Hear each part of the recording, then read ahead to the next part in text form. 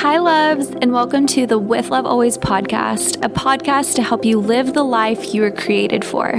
We are your hosts and your friends, Bree and Marissa, and we're so grateful you're here. We pray you listen and leave feeling more inspired, encouraged, and uplifted.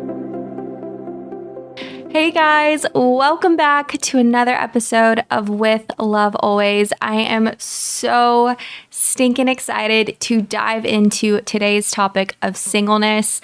This is something that, as the single half of With Love Always, has been so requested to talk about, and I am so excited through so much prayer and also just preparation to invite you guys into this conversation of singleness. And I think it's going to be such a beautiful and rich conversation today because I am Bree and I am single and Marissa over here is married. And so I think it's just going to be beautiful to have both of our perspectives as we navigate this whole conversation and this topic today. And I just want to start off by saying that I'm really inviting and just initiating this conversation because I know through messages I've received personally how discouraging the season of singleness can feel for some people. And that is to share with myself as well. I've definitely had my moments of, through my years of singleness, feeling the sting and feeling the pressure of, gosh, I just wish my season would change and I wish it would be my time to enter that dating season or my time to enter that married season. And as someone who has not yet entered that season yet, or that blessing yet, I'm just so excited to encourage you guys from a place of truly the contentment and the gift and just the understanding of how beautiful singleness really can be. And from my place of experiencing both the sting of singleness, but also the great, immense gift of singleness, I want to encourage and share some of my perspective and my wisdom through all the years of singleness I've endured, as well as Marissa's wisdom through just being a step ahead and into a different season and stage of life. So I'm so excited to just get so honest and vulnerable today as we talk about all things singleness. And if you are in a space where you feel so discouraged in your singleness, I really pray in advance, as we literally prayed before this episode, that you would just find so much comfort and peace in your heart and assurance that you are in exactly the season that God has intended for you. Okay, so to start off this conversation, I really just want to kind of paint a picture of our perspective of singleness. And I think so often the season of singleness is painted as the season of waiting and anticipation of just preparing for the next season, preparing for your next relationship or preparing for marriage or whatever it may be. And we want to offer and just kind of start off this episode by defining singleness and the gift of singleness in such a different way. So Marissa, as the one half of us that is married and also is a step ahead and maybe even in a season that so many women and men desire to be in that are listening to this episode, I would love to hear about your perspective and wisdom on what is singleness. How would you define it? I feel like there's so much to say, but the first thing and the reason why we're using the word season very intentionally, and I think when you're married, that word really holds a new weight to it because I recognize just how fleeting that season can be. Mm-hmm. And obviously, I'm still in my 20s. I'm only 25. So I know I have the rest of my life ahead of me where I'm going to be married, hopefully like for the rest of my life. And so I think when you look through it through that larger lens where wherever you're at, maybe you're even, older than me, you could even be in your 30s. Once you get married, that is the rest of your future. So that like singleness in your 20s really becomes so much more fleeting than you realize. Whereas in the moment, it can kind of feel like forever. So that is my first encouragement, is just that this is a temporary season. And secondly is just that this season has a purpose to it. So kind of like you were alluding to, it really is, I would say, the formation of kind of your individual identity. So for me, singleness, and obviously this is going to continue to develop throughout the rest of your life. Like my identity is still being formed. But I think that's kind of our number one call in singleness is we have just the opportunity and the privilege to really invest in ourselves and, establish our identity, understand who we are, what's our purpose, how we can kind of carry that out. So there's actually a lot of purpose and time and energy that we can really pour into in this season. The third thing, just because I know we're going to dive into all of this, but just because I am coming from the perspective of marriage, something that I didn't even realize until I got married, but suddenly the verbiage you use for your life really changes, where everything I think about now is through the lens of us or we and our future. And so whether that's my job or where we're going to live, my dreams, kind of the future I see, my number one thought is always, is this best for the future we want to create together, for the future of our family? And obviously that's a very beautiful and fulfilling way to kind of view your life through that lens. But I do think it's just an opportunity when you are single and when I had that freedom to just kind of say, like, what are my dreams? What do I personally want? And I think you can really get to know yourself and invest in those conversations with yourself and invest in these things that you want, because this is kind of the last time, I guess, in your singleness that you really are going to be so focused on yourself and even using the I word. So that's just a little bit of a glimpse where I really see it as such a beautiful opportunity for yourself, but I definitely don't want to dismiss the challenges of it, which we're going to kind of dive into. But what about your perspective? Yeah, I love that. And I think that's so beautiful because that is such a big point that I was going to emphasize as well in singleness.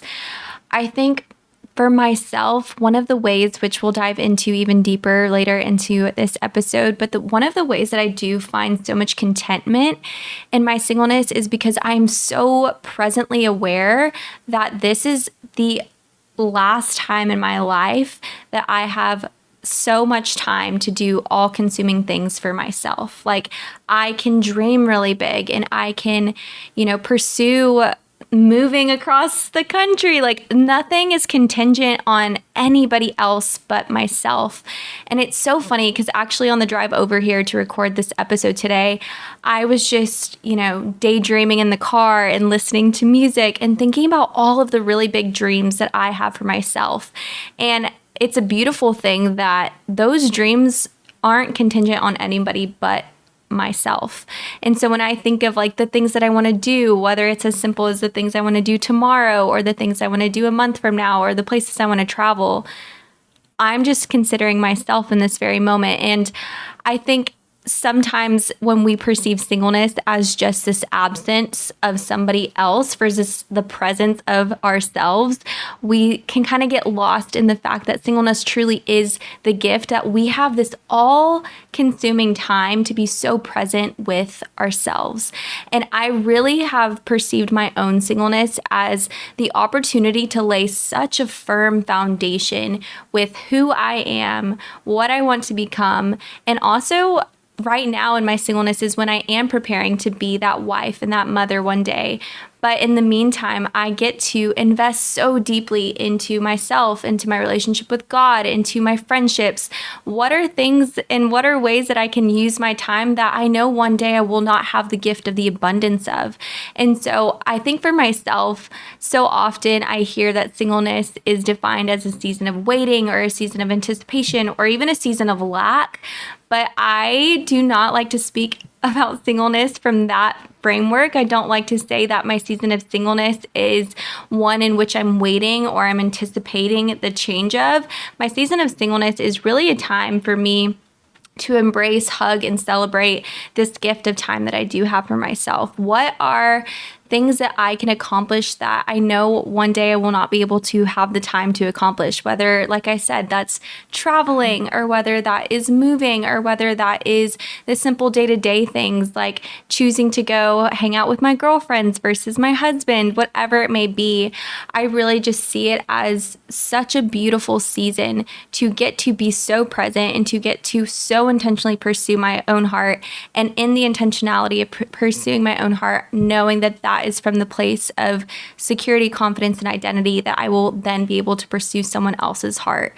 And so I want to just emphasize as we get into this episode that if there's anything that you can learn so far is that I really encourage you to not define singleness as your season of waiting for something else. You are not waiting for anything. You have already arrived. You are already living a life that is so full of purpose, so full of intention, so full of integrity and reason that you're not waiting for something to happen in order for your life to start. You have already arrived to a place of a beautiful beginning in your life. And that is something to be celebrated. That is something to recognize. But it can only be celebrated if you actually perceive your singleness as that. So as someone who has learned and fought and also overcome and is still overcoming moments of discouragement to really embrace my singleness, like don't get me wrong, I definitely have moments where though I'm so sure that I'm exactly where I'm meant to be, I'm so confident that God is authoring a beautiful love story over my life, that does not take away from the moments of the sting and the moments of the discouragement and the moments of feeling like I am in a season of lack, because my heart does ultimately desire to, meet my person. My heart ultimately does desire to be a wife one day and to become a mother, but having to remind myself, I'm not the author of my love story. I'm not the author of my own life. And I think for myself, there's so much freedom when I approach dating and my singleness from that lens, because it doesn't put the pressure on me that I'm doing something wrong and that's why I'm still single. It's just trusting that I am intended to focus on the purpose that I can only accomplish on my own individually right now in this season, that if I were with someone else, I could not accomplish that purpose if I was already married or if I was already, dating, whatever it may be. And so just reminding myself that there's a reason why I have all this extensive time on my hands, because there's something that I can only do with my own time that one day when my time is divided, I will not be able to do as well. I will be able to do things differently, but not in the way that I am able to do now. And so with all that said, I think something that when, I'm having conversations with girlfriends who, whether it's like Marissa, who is married, because I have a lot of friends who are in that season, or friends who are dating, because I have a lot of friends in that season, also have so many girlfriends in the season of singleness, no matter who I'm talking to. But I think specifically for my single girls out there and men out there, I think there's this narrative that we think that we will be happier once we find our person, and we will be happier once we are that girlfriend, or we find that girlfriend, or we find that boyfriend, or we find that husband, whatever it may be. But I just want to debunk that myth that happiness is not associated and tied with your relationship status. And so, Marissa, I would love to hear from you specifically, as like I've shared, you are in a season that I imagine so many of our listeners crave and long to be in. What would your encouragement be for the guy or the girl out there who just so believes that if they were just married, that they would be happier? Yeah, I think that's so tough, because that's something I just kind of had to learn the hard way to some degree. Like, I think something I realized, and this was before I even got married, but just kind of as I started dating someone, and my husband was the first person I dated. So I had this realization that I just can't depend on other people to be the source of my joy and happiness. Like, I have to approach every relationship in my life from a place of already being content and secure in who I am, and bringing that joy to them so that we can meet each other as equals and then create something beautiful together. I just want to encourage you that, at least for me, what I found is pursuing just a constant source of joy and fulfillment on my own allows me, specifically in my relationship, but like I said, in every area, to really just give abundantly and then to experience more abundance in those relationships. And so, specific to me, that is my relationship with God. I think that is something I'm so grateful for in my season of singleness, that I was able to just pour into my faith so much and just have God affirm my identity and my purpose and just give me kind of clarity and peace and direction for my life. But that is something He had to continue to do as you like enter into a relationship and you obviously are being refined by somebody else and you are kind of confronted with these new, I guess, elements of your character and who you are that you might not have even realized. So I think I would just say that, yes, there is something to look forward to. Like being in a relationship is so fun and so fulfilling, but you have to approach it from a place of already feeling secure and full in your own life, because the relationship just is not designed to be your ultimate source of joy and happiness. And so I would just really use this time to just kind of invest in that for yourself. Find that source of joy, invest in your faith if you feel called to that, because it is such a beautiful time to just have, the God who created you pour into and speak truth into your life so that you can enjoy that relationship to the fullest. That's so beautiful. I think something I think about as well is just trusting for my single people out there is that this time of your life of being single was not authored for your restraint. It wasn't authored for you to feel restricted, to feel forsaken, to feel unworthy, to feel unchosen, to feel not good enough. Like, in fact, this time of your life, when you are single and you are independent, is not just a quest for a spouse. It's not just a quest for a relationship. It's not a quest to be filled and to be met by someone else. It's a quest to meet that within yourself. Do you believe that you are worthy on your own? If nobody was externally validating you, can you tell yourself that you are worthy? Can you believe that you are chosen? Can you believe that you have a purpose as an independent vessel, as an independent human being? Do you believe that in this season that you're not just on a quest of looking for someone else to tell you the things that are already true about yourself? Do you believe that you are capable of believing those things are true of yourself on your own? I think sometimes what can be the greatest sting when we are looking at our own singleness is actually not the fact that we're defeated by the season of life we're actually in, but it's when we start looking to the right and to the left and seeing the seasons of life that all of our other friends are in. Whether you have friends who are dating, are engaged, are married, I think it's really easy, especially when you're evaluating it from the lens of your age of, oh, Marissa is younger than me and she's already been married. I'm older and I'm not married. Like, oh my gosh, what am I doing wrong? Am I falling behind? But I mean, you guys may have heard this before, but comparison really is the thief of so much joy. And especially when it comes to your singleness, there is nothing that defeats and discourages and steals all hope for your own future and for your own prosperity, your own love story, whatever it may be, than assuming that just because someone is married at 25 and you're not, that you are suddenly behind and that you've suddenly done something wrong and that you have a reason or a means to feel defeated. And so we just want to speak into, if you're struggling with that comparison today, I would love to hear from you, Marissa, like any encouragement you have for anyone out there who's just struggling with the sting of comparison over their singleness.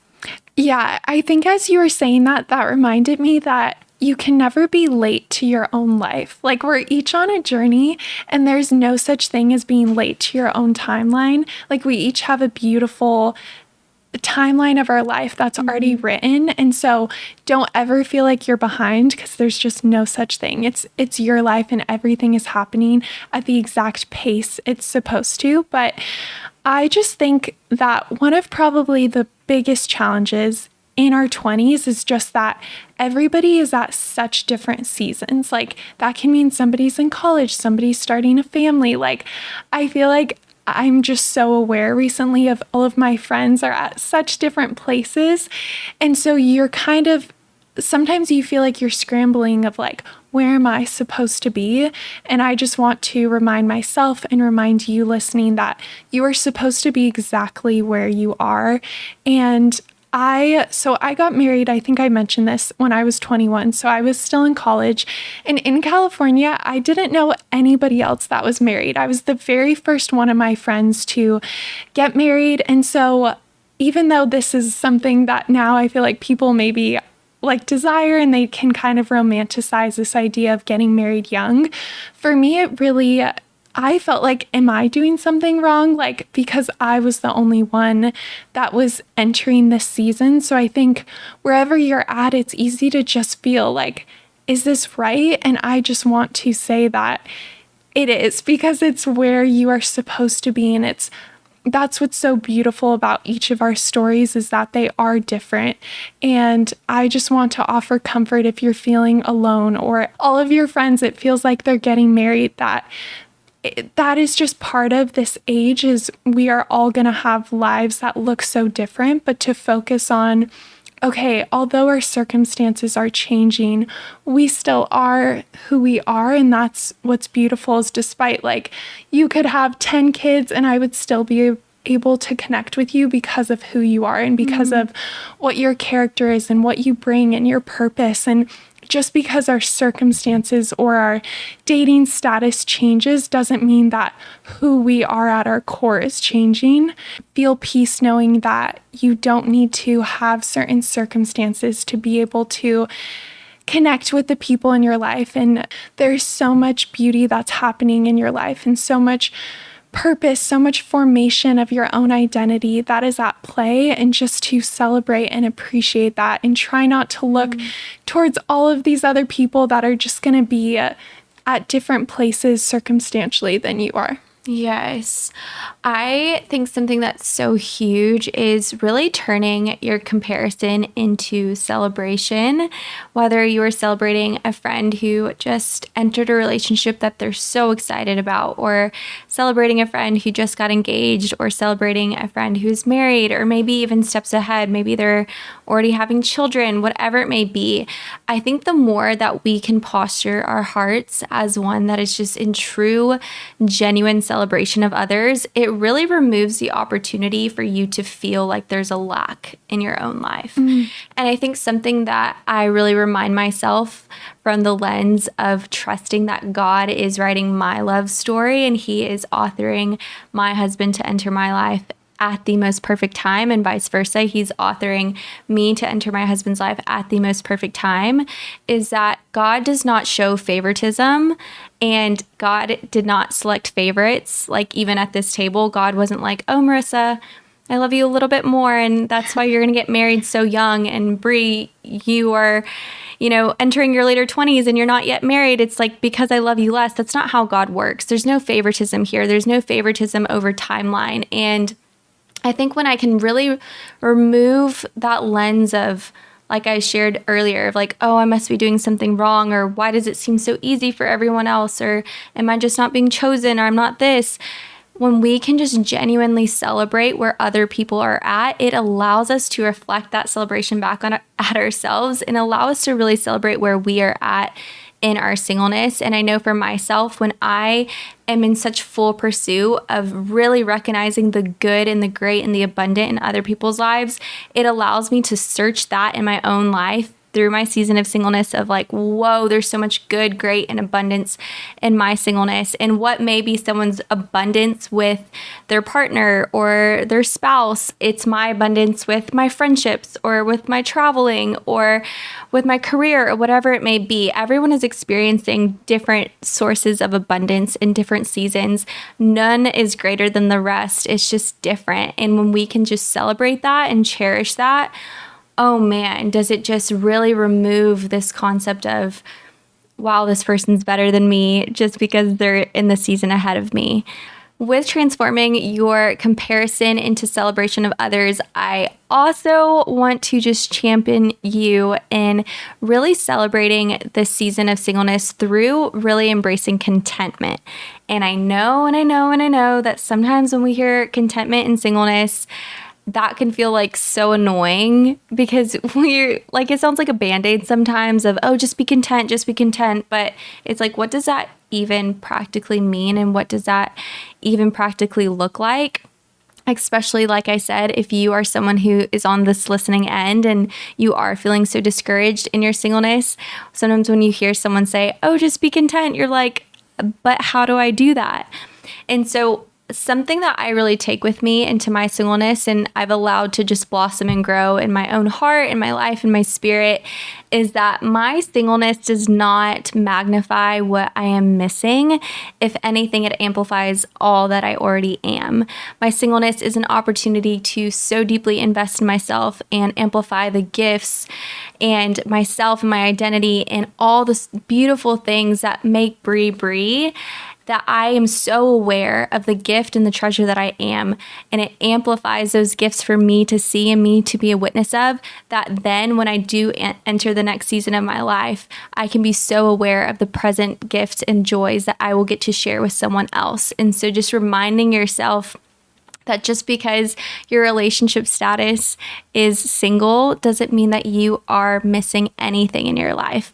Allow this season to be one where you do look to yourself and amplify all the beautiful things that make you you, and cherish those things, embrace those things, celebrate those things, recognize those things, fall in love with those things, and fall in love with that version of yourself, and amplify them so immensely, magnify them more than your relationship status.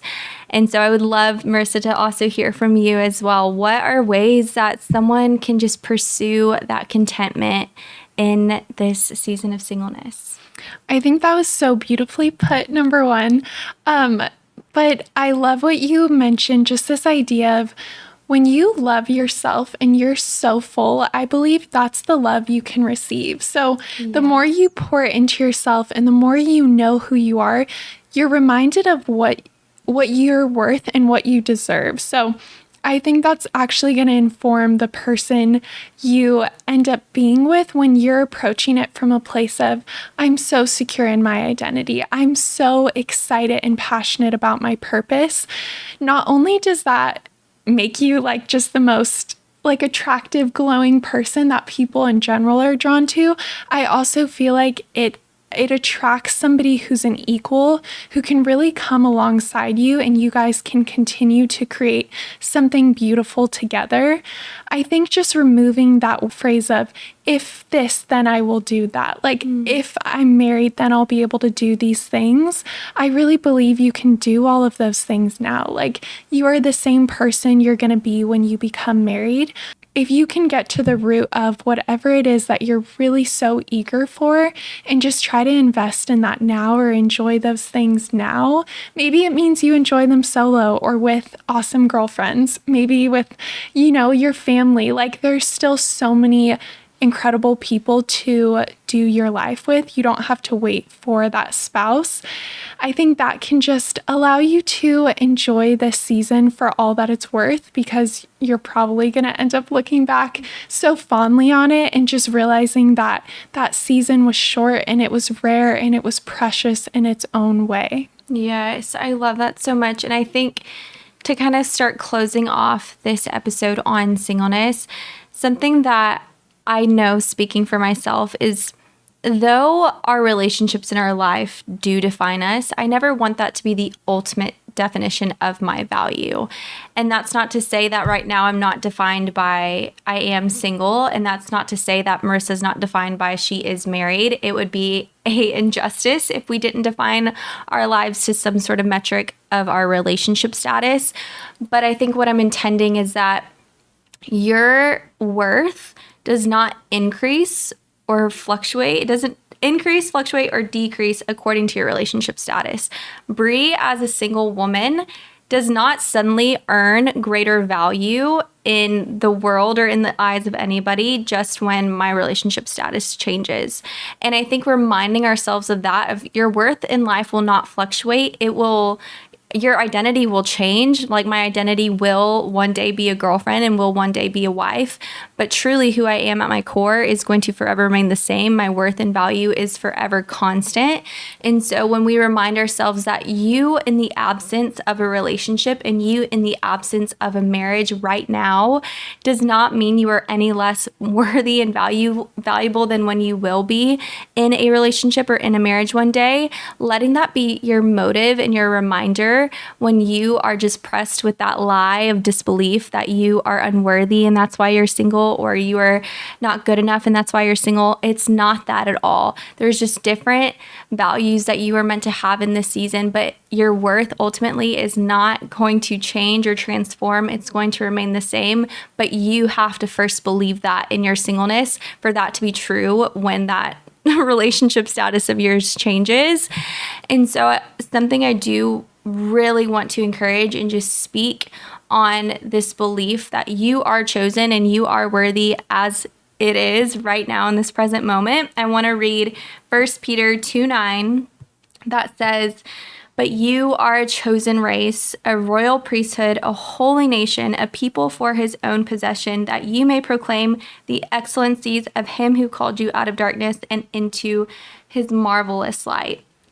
And so, of course, speaking from the perspective as two women who love God and just believe in that truth and identity over our lives, I just want to bestow that upon you who is listening, whatever lens you are viewing this through and, reading into this episode through. I just want to remind you that ultimately, if you have breath and you are listening to this episode, you have purpose and you have been chosen here on earth.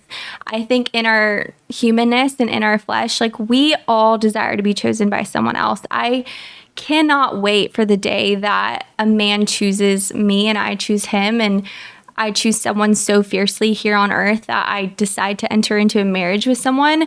That is going to be such a radical choosing of self that I cannot wait and I so deeply anticipate. But in the meantime, reminding myself that if I'm simply existing and if there is breath in my lungs, that means that God chose my life here on earth. And with that intention and with that love and with that understanding of self, I can never walk a day in my singleness believing that I'm not chosen. I am so chosen. I am so intentionally made, and I have purpose with every breath that I take. And I just want to remind that of you in this very moment. You are not waiting for the arrival of a person to live a life of purpose. You are not waiting for the arrival of a boyfriend or a girlfriend to pursue a life of being chosen and being wanted and being worthy. If you have breath, you are worthy and you are wanted, and your life was intentionally chosen here. And so I pray that that would be such a reminder. And even in moments when you do not believe that, when you believe that that bad date you went on disqualified you, or that rejection means that you're not good enough, or whatever it may be in your dating life is having you feeling like you're not worthy of a relationship, just speaking that over yourself, that if you have breath, you have purpose, and your singleness is not to forsake you, but it is to prepare you for that beautiful gift ahead. And like I said, there's been so many times in my life where I've spoken that over my singleness, even when I didn't believe it literally at all, when I was so discouraged and so in that muddled mess of belief that I'm not good enough and that must be why I'm single. But even yet, pushing past that discouragement and still speaking into that belief that I am chosen and I am worthy and I am loved. Even if my present earthly circumstances aren't reflecting that, I know that that is what God is still speaking over me and my identity. Well, I pray that you guys just really felt so encouraged today, whatever lens you are listening to this through. Like I said, throughout this episode, we really, wanted to initiate and speak on this conversation for the broken guy out there, the broken girl out there who feels so discouraged in their singleness. But we're also so aware that there may be someone out there who is dating or who is also married. And if you chose to listen to this episode, we just commend you as well, because I know that whether you are the one who is single or you are supporting a friend in the season who is struggling with singleness, there is wisdom and encouragement to be found all around. But ultimately, like I shared, if anyone out there is feeling discouraged, just know that you have a friend in me specifically. I am also walking through this season, and I see you and I love you, and I pray that my words could just penetrate your discouraged heart. And we will have so many more deep dives into singleness, especially as I continue to navigate this season of my life. So you can expect more episodes on dating and, even a deeper dive into singleness and my perspective on all sorts of things with that. So if you guys ever want more intentional episodes on this in the future, please do not hesitate to ask, because you know that we are such open books. But if there's anything I can offer right now, let it be my friendship, and let it be a heart that understands that it's hard, it's difficult, but there is so much beauty to be found in your singleness. Okay, you guys, it is time for Love Notes. And today, on the theme of love, I thought it would be fun to do red flag or not. So basically, I have a list of things that a potential partner could have, whether it's male or female. And we're going to decide if it's a red flag, green flag, beige flag, all the things. We're going to label it.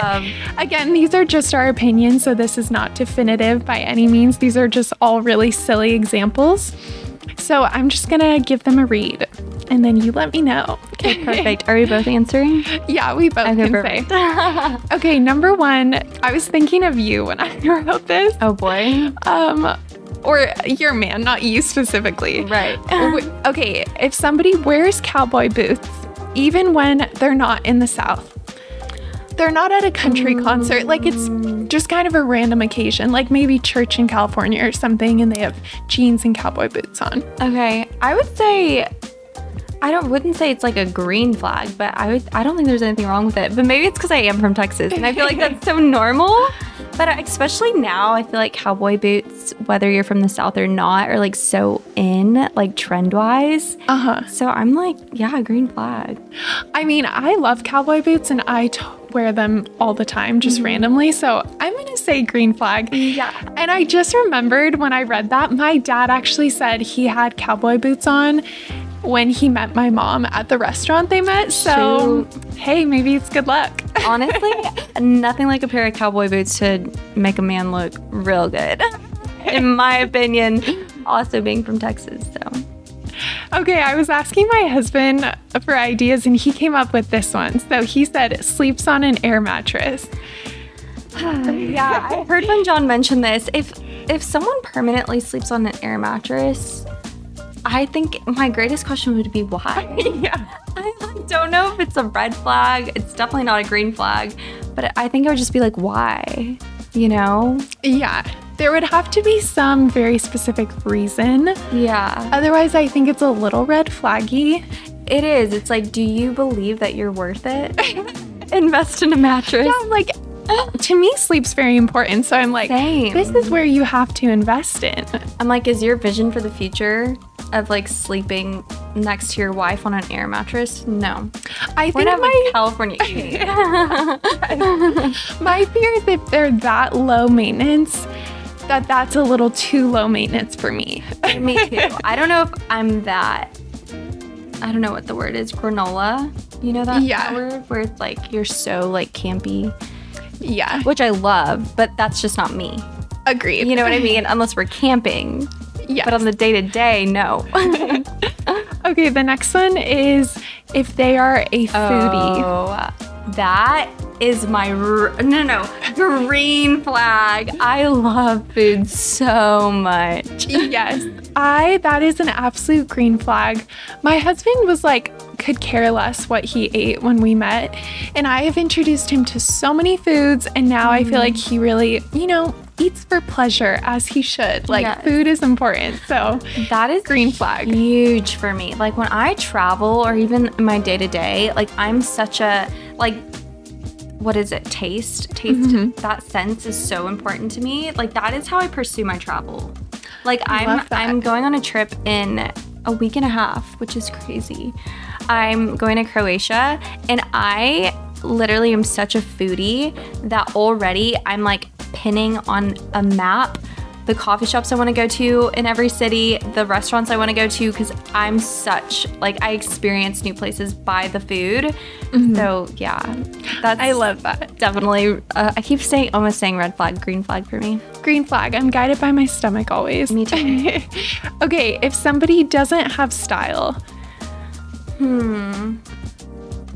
I would say that is a beige flag for me because that is subject to change.